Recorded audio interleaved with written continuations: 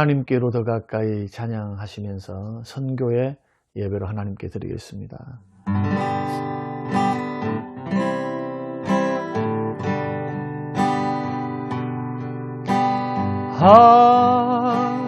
하나님께로 더 가까이 갑니다. 고통 가운데 계신 주님, 변함없는 주님의 크신 사랑, 영원히 주님만을 섬기리.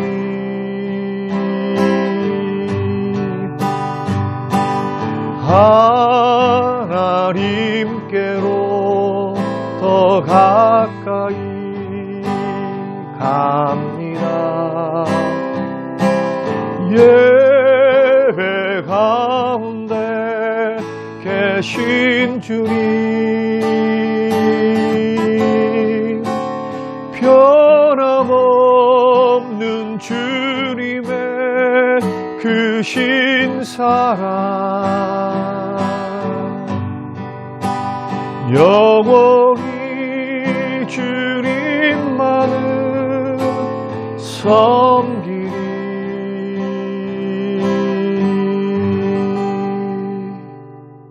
오늘 우리에게 주실 하나님의 말씀, 골로새서 4장 7절에서 11절 말씀입니다. 두기고가 내 사정을 다 너희에게 알려주리니 그는 사랑받는 형제요 신실한 일꾼이요 주 안에서 함께 종이 된 자니라.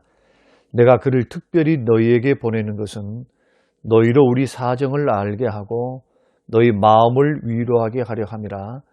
신실하고 사랑을 받는 형제 오네시모를 함께 보내노니 그는 너희에게서 온 사람이라.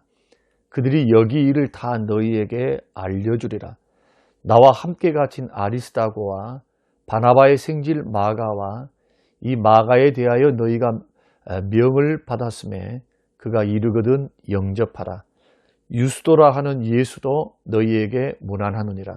그들은 할례파이나 이들만은 하나님의 나라를 위하여 함께 역사하는 자들이니 이런 사람들이 나의 위로가 되었느니라. 아멘. 고마우신 아버지 하나님, 선교회로 또 모였습니다.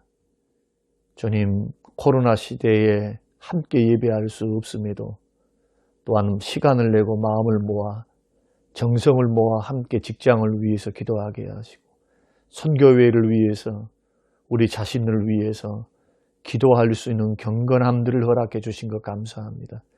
우리의 마음이 모이고 정성과 기도가 모으며 물질을 모아 섬기며 하나님의 영광을 위하여 그 나라를 위하여 살기를 원하오니 주여 우리에게 변치 않는 마음 주시고 이 예배를 통해서 은혜 받고 하나님 함께 주의 영광을 위하여 달려갈 수 있도록 은혜 베풀어 주옵소서. 감사드리며 예수님 이름으로 기도합니다. 아멘. 사랑하는 성도회원 여러분, 한 주간 동안도 또 평안하셨습니까? 저는 오늘 함께 세워가는 공동체다라는 제목의 말씀으로 함께 은혜를 나누고자 합니다. 브레인스토밍이라고 하는 회의 기법에 대해서 여러분 혹시 알고 계십니까?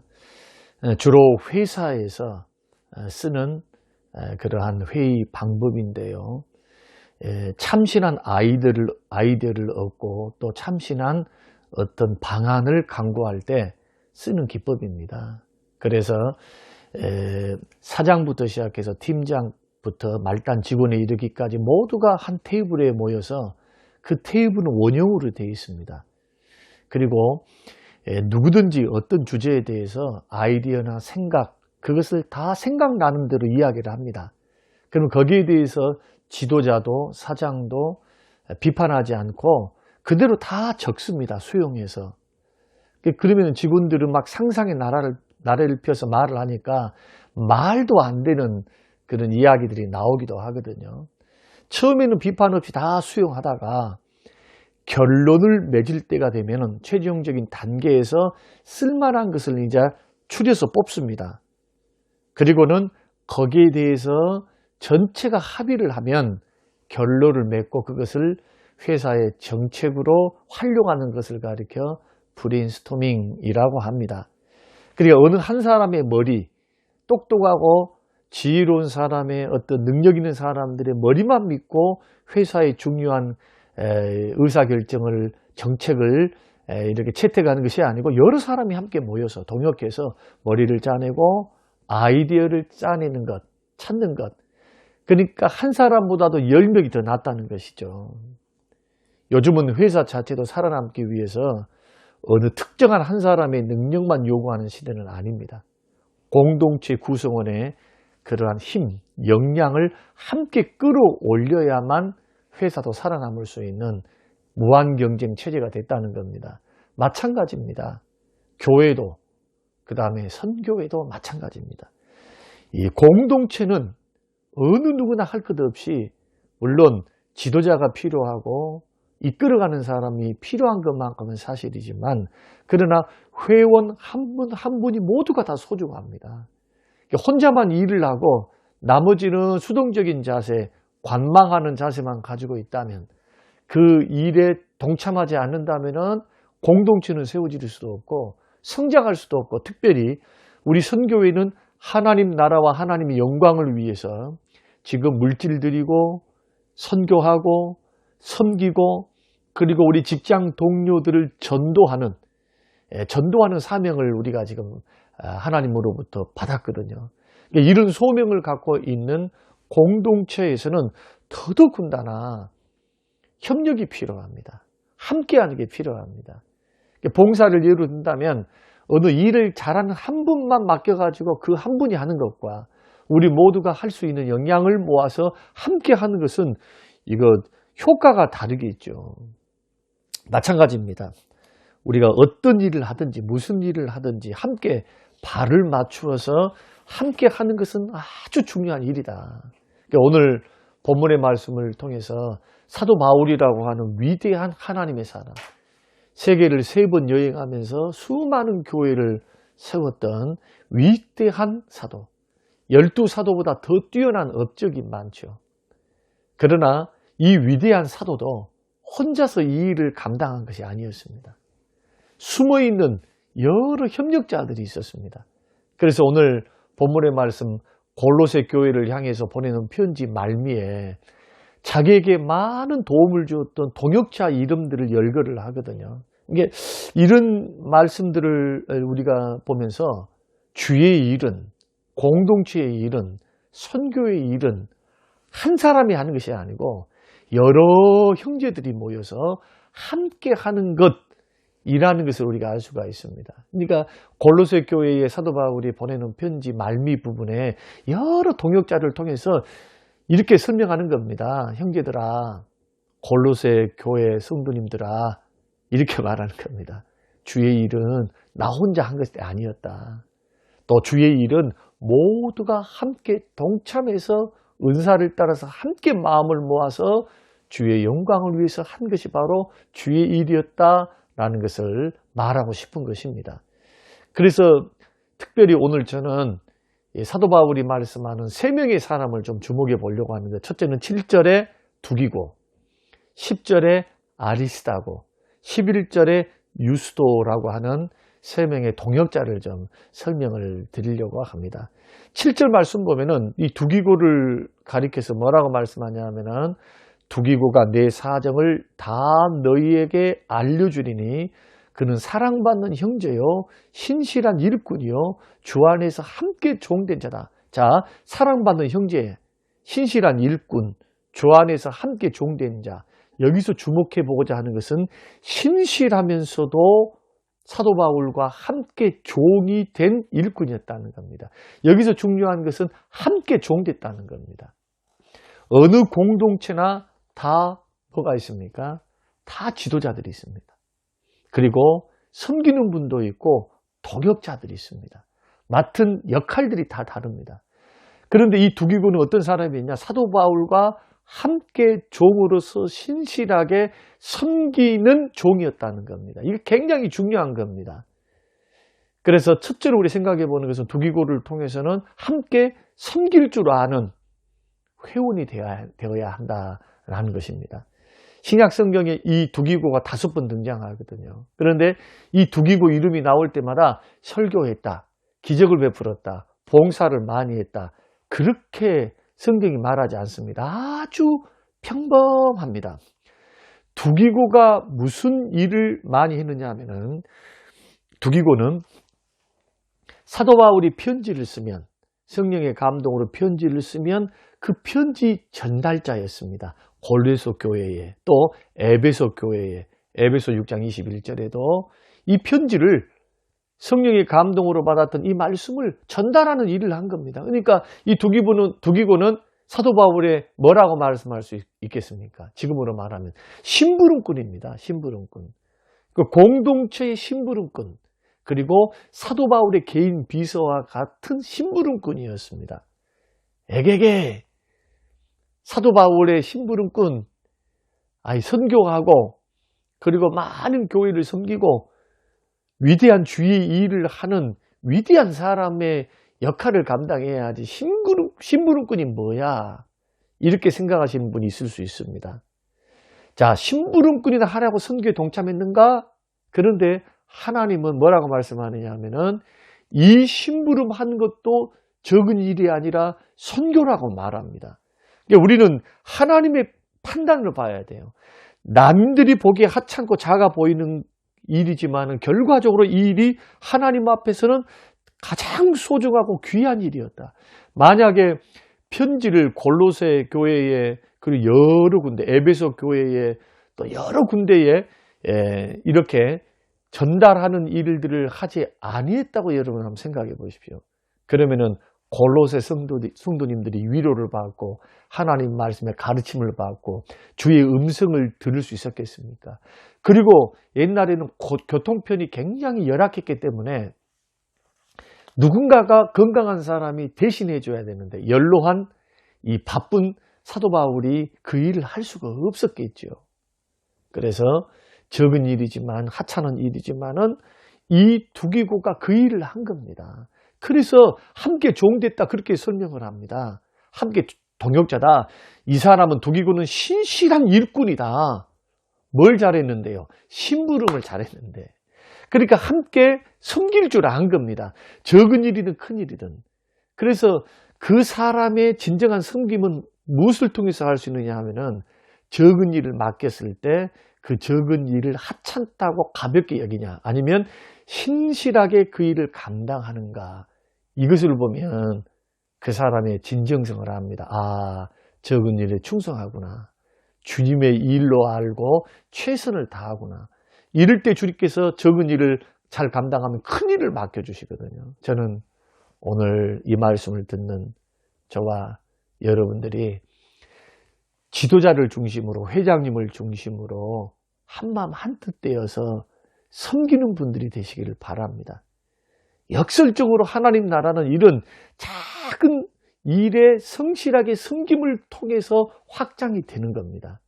사도 바울 혼자서 큰 부흥을 이룬 것이 아니라 이렇게 섬기는 사람들이 있었다. 저는 공동체를 참 코로나 시기에 참 어렵고 힘든데, 모이기 힘드니까 열정도 떨어지고 그러니까 마음도 멀어지거든요. 이럴 때 저는 목사님의 마음, 회장님의 마음, 공동체를 세우고자 하는 그분들의 마음을 여러분 위로해 주시고 함께 여러분 기도하고 여러분 유튜브 영상을 듣고 호응하고 또 회장 장로님에게도 여러분들이 호응을 좀 남겨주신다면 그것이 얼마나 위로가 될까 저는 생각합니다. 여러분 부지런히 다른 회원들에게 이 영상도 함께 나누어주고 함께 권면하면서 여러분 섬기는 심부름꾼의 역할을 잘 감당하는 분들이 생겨나시기를 바랍니다. 두 번째는 뭐냐면 아리스다고인데요. 10절. 그를 설명할 때 나와 함께 갇혔다라고 말하죠. 함께 고난받을 줄 아는 그러한 사람이었다는 겁니다.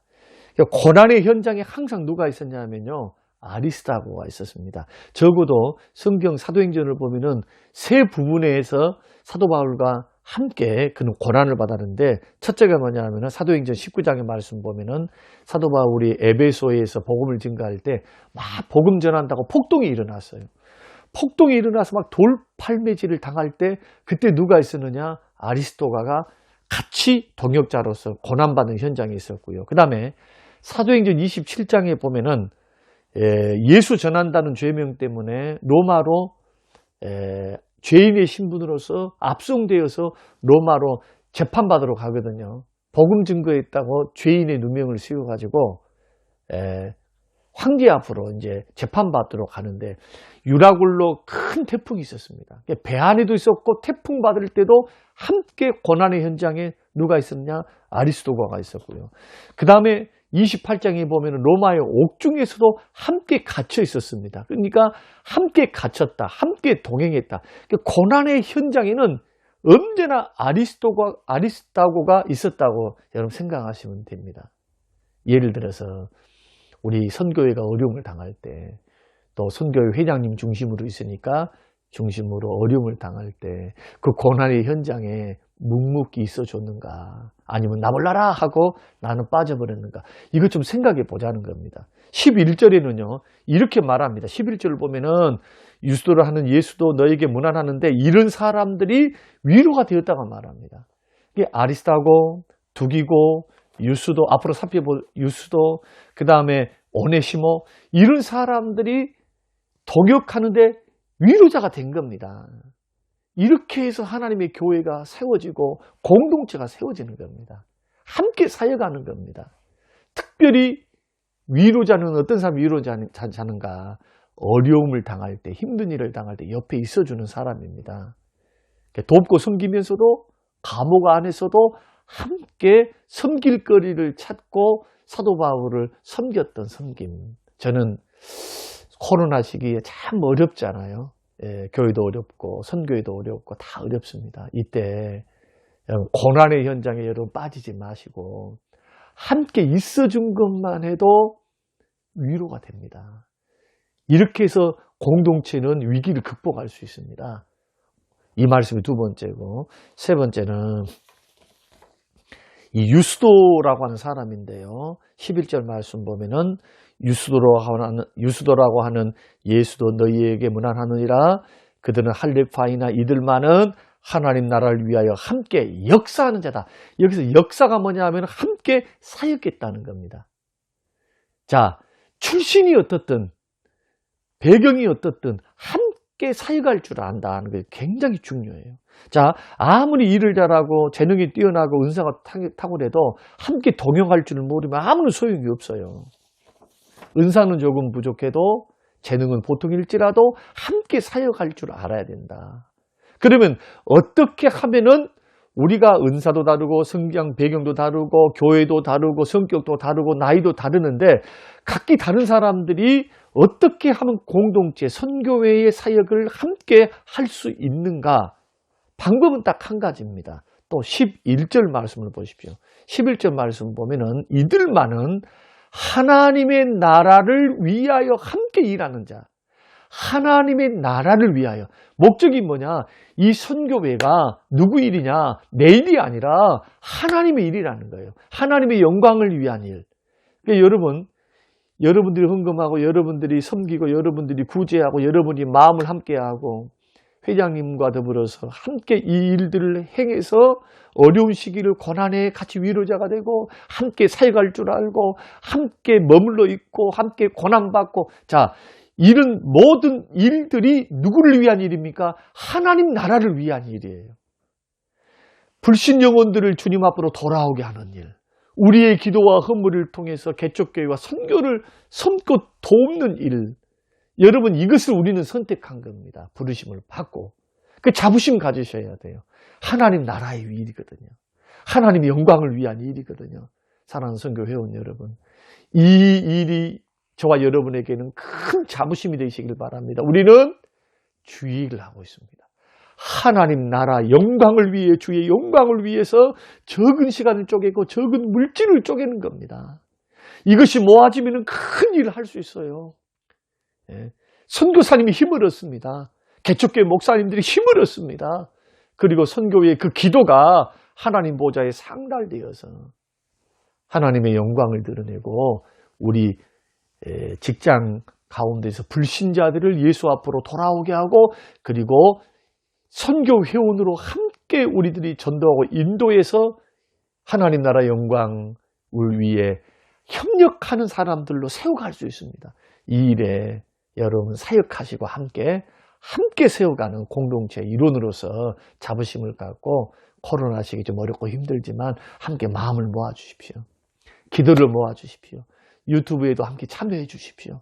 또 수고하시는 회장님과 격려의 문자도 함께 하시면서 여러분 우리 선교회가 힘있게 함께 세워가는 하나님 나라가 되시기를 주님의 이름으로 축원합니다.